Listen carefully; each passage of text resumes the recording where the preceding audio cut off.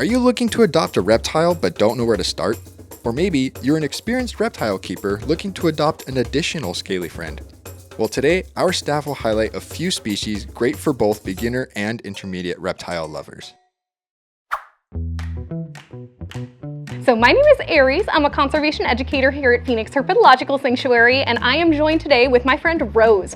Rose is a beautiful corn snake, and I think corn snakes can make excellent pets for somebody who is prepared for one.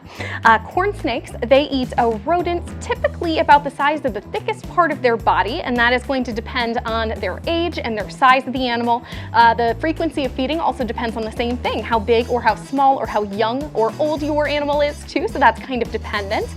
But they don't eat every day, so that can make it a little bit easier for beginners to step into the world of reptiles.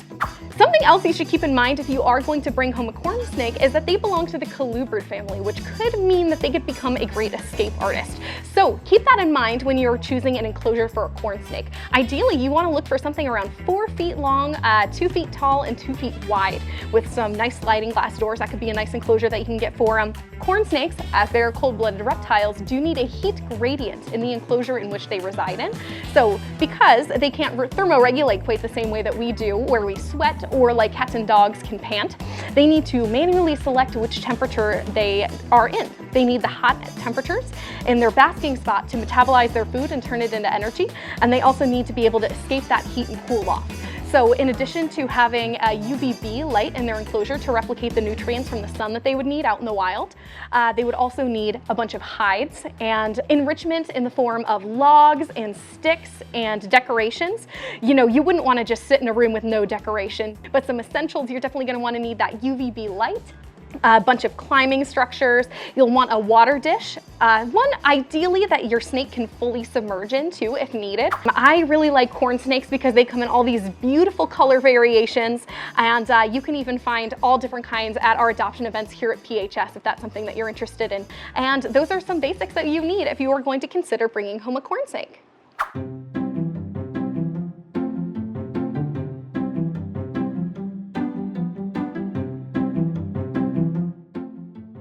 Hi, I'm Jordan from the Phoenix Herpetological Sanctuary. I'm one of the conservation educators here, and I have Dewlap, one of our education leopard geckos, with me.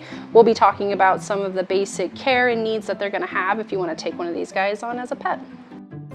So leopard geckos are going to be insectivores. You're going to want to have a nice variety of crickets, roaches, worms, making sure that you cover them with plenty of calcium to keep their bones nice and healthy. You can either put crickets in their enclosure for them to hunt, just making sure you remove them after some time, or you can tongue feed them if they're having a little bit of a hard time catching their prey, but they do enjoy that extra enrichment during feeding time.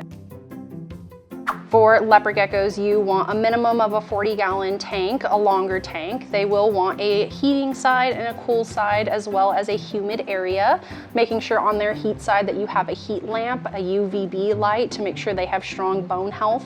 A humid hide to help them shed. I recommend different moss or jars or hides that you can mist down so they can sit in there during shedding time to make it a little easier on their skin. Making sure they have a water bowl, calcium bowl, and then lots of things to climb on. They don't need too much height, but definitely a lot of room to walk around. Personally, I've had a leopard gecko in the past and he loved to be out of his enclosure.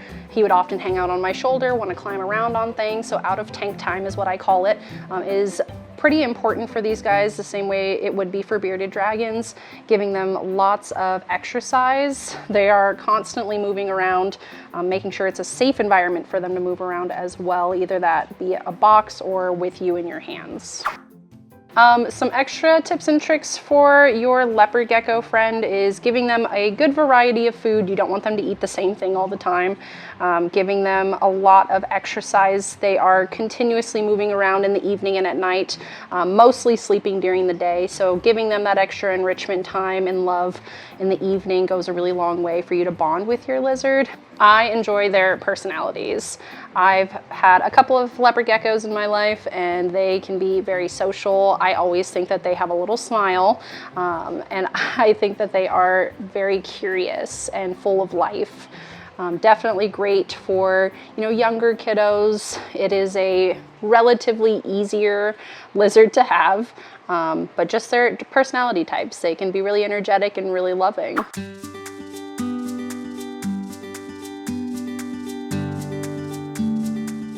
Hello, I'm Mason. I'm the lizard keeper here at the Phoenix Herpetological Sanctuary. Today I'm here with one of our recently surrendered bearded dragons. I'm going to be talking to you guys a little bit about the basic care and needs of these guys. Now, these guys are omnivores, meaning they're going to be eating both insects and plant matter. However, when they're younger, they're going to be eating a lot more of an insect-heavy diet, and as they age into something as large as this boy right here, he's going to be eating a lot of greens and occasionally some fruits and vegetables as well. And this is about full size.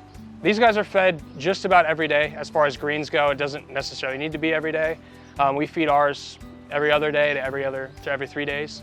However, insect feeding as they get older sort of phases out. We do it once every 72 hours just to kind of keep them interested, and it also keeps their protein intake up. Now, they are not the easiest pet lizard, like everyone seems to believe. They're not insanely difficult. However, they do require some fair attention paid to the lighting. These guys do need a very hot basking spot of over 100 degrees, as well as a decent cool side as well. They also need UVB lighting. That's going to be very important for their bone development. Otherwise, you'll have younger bearded dragons develop things like metabolic bone disease. You have to make sure they're getting all of their vitamins and minerals. That D3 supplement with their calcium is super important to make sure that these guys stay healthy. Also, seeing a vet yearly is always recommended, one of our local exotic vets. One of our favorite things about bearded dragons is their general calm demeanor.